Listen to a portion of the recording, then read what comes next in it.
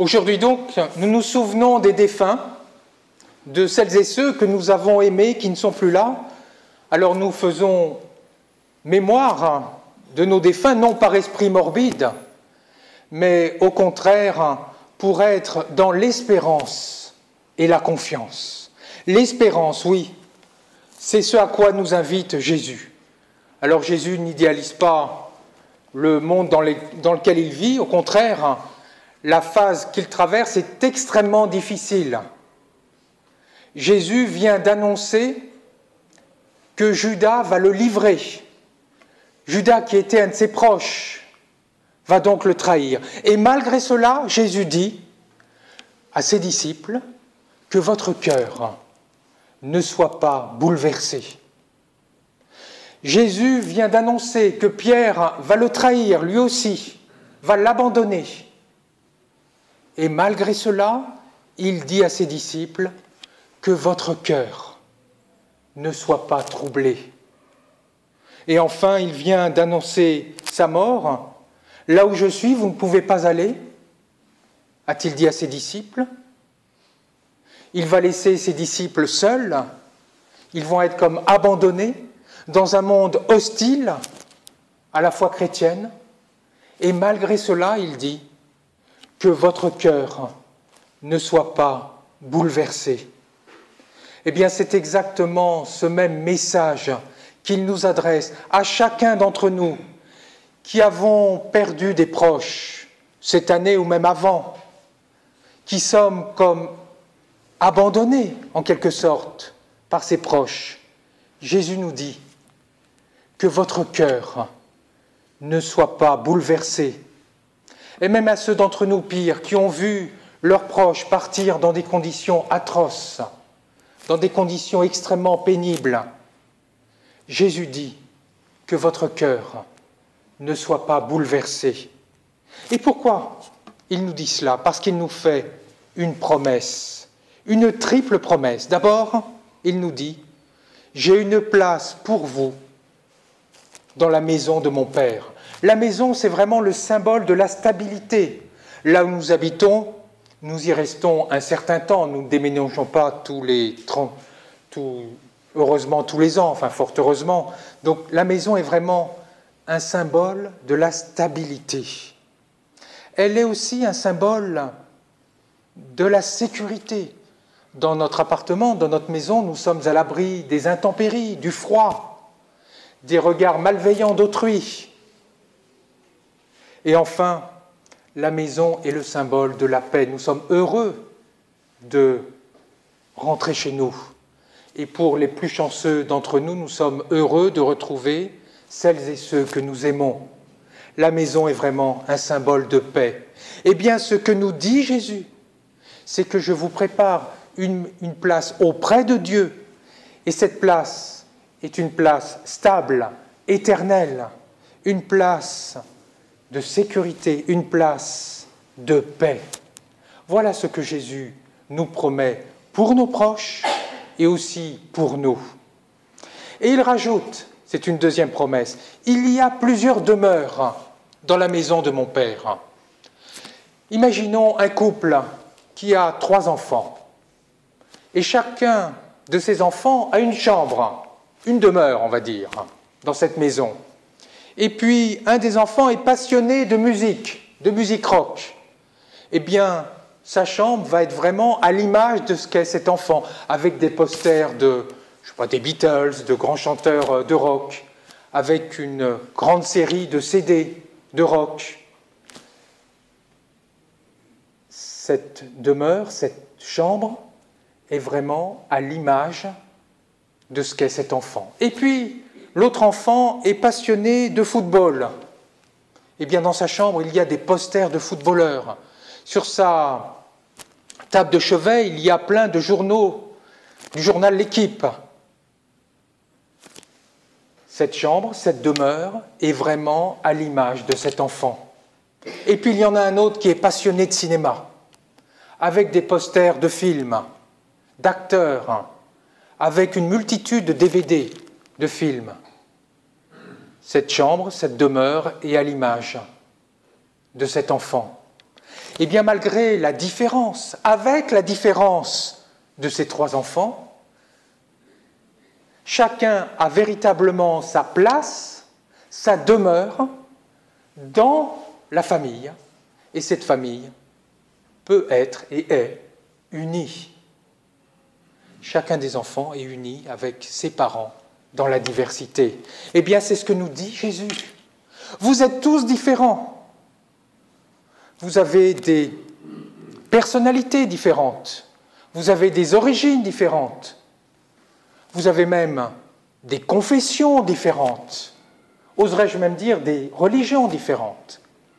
Eh bien, pourtant, il y a pour chacun d'entre vous, avec votre personnalité propre, votre spécificité propre, une place, une demeure dans la maison de Dieu.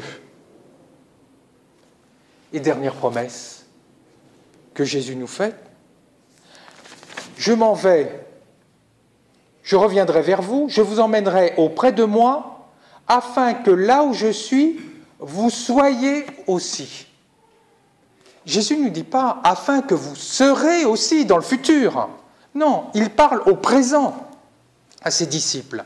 C'est-à-dire que la place que nous avons auprès de Dieu, elle n'est pas pour après la mort. Oui, elle sera pleinement après la mort, mais elle se manifeste déjà dans le présent. Aujourd'hui, nous avons déjà un pied dans l'éternité et l'autre pied dans le monde. Et plus tard, nous aurons les deux pieds dans l'éternité. Mais déjà, la vie éternelle commence ici et maintenant. Voilà donc la triple promesse que nous fait Jésus. Nous avons notre place auprès de Dieu, nous avons une demeure spécifique auprès de Dieu, et nous sommes déjà dans l'éternité. Comment nous saisir de cette promesse? Comment nous saisir de ce don d'éternité que Dieu, que Jésus nous promet? Jésus dit, croyez en Dieu. Oui, effectivement, si nous voulons nous appuyer sur nos propres forces, sur nos propres puissances, de toute façon, nous ne pourrons rien face à la mort, quelle que soit notre place dans la société. Je ne peux pas m'empêcher de penser à la légende de Gilgamesh. Gilgamesh, ce roi puissant qui a vaincu des tas de monstres, qui provoque même l'admiration des femmes de son royaume. Et bien pourtant, ce puissant Gilgamesh, quand son proche ami Enkidu meurt, il fond en larmes et se désole comme un enfant. Aussi puissant est-il face à la mort. Il n'est rien. Eh bien, chères sœurs et frères, face à la mort, si nous nous appuyons sur notre propre puissance, nous ne serons rien. Mais par contre, si nous nous appuyons sur Dieu, Dieu qui est plus fort que la mort, alors là, oui, nous serons et nous sommes déjà dans l'éternité.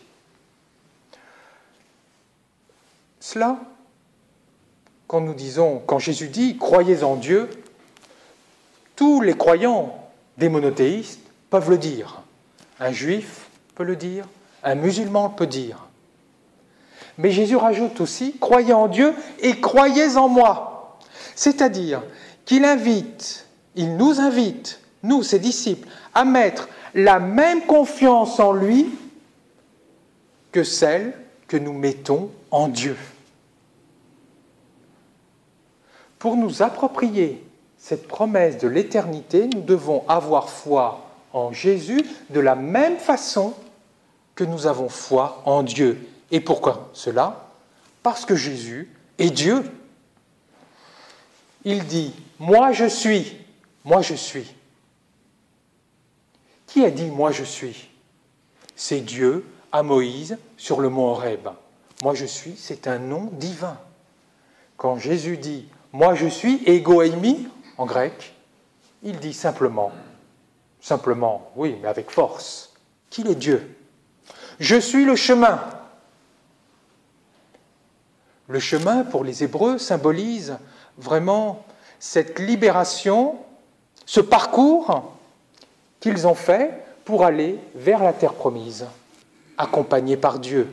Et pour les Juifs aussi, Le chemin symbolise la loi qui amène vers Dieu. Eh bien, Jésus nous dit, ce chemin de libération, cette loi qui conduit vers Dieu, en fait, c'est moi. Jésus nous dit, je suis la vérité. Si je vous dis, mon étole est violette, mes propos sont conformes, reflètent la réalité. Vous êtes d'accord? Eh bien, quand Jésus dit « je suis la vérité », il reflète la réalité, la vérité de Dieu. Par ses paroles, par ses actions, Jésus reflète et manifeste pleinement la vérité divine. Et enfin, quand Jésus dit « je suis la vie », oui, Dieu est à l'origine de la vie. Dieu nous maintient en vie. Jésus est celui par qui, nous dit Jean, tout a été fait. Cette vie, en fait, il la détient avec Dieu. Il peut nous la donner avec Dieu. Comme un couple qui a un compte joint. L'argent qui appartient à l'un appartient aussi à l'autre et ils peuvent chacun en disposer. Eh bien, la vie, Dieu en dispose pleinement. Jésus, le Christ, le Fils, en dispose pleinement. C'est-à-dire, quand nous nourrissons de la parole de Jésus, en méditant sa parole, en nous nourrissant de son sacrement, nous cheminons vers Dieu, nous communions à la vérité de Dieu et nous recevons la vie de Dieu. C'est la deuxième idée. Quand nous mettons notre confiance en Dieu, en Jésus, nous recevons de Dieu et du Fils l'éternité. Pour conclure, je rappellerai les deux idées essentielles de ce texte. Tout d'abord, Jésus nous appelle à l'espérance de l'éternité qui est pour l'au-delà mais qui commence ici et maintenant. Et il nous appelle à la confiance en lui et en Dieu. Alors, chères sœurs et frères, nous qui avons tous des proches qui sont partis et que nous regrettons, écoutons Jésus nous dire que votre cœur ne soit pas bouleversé. Je prépare pour toi et pour tes proches une place dans la maison de mon Père. Amen.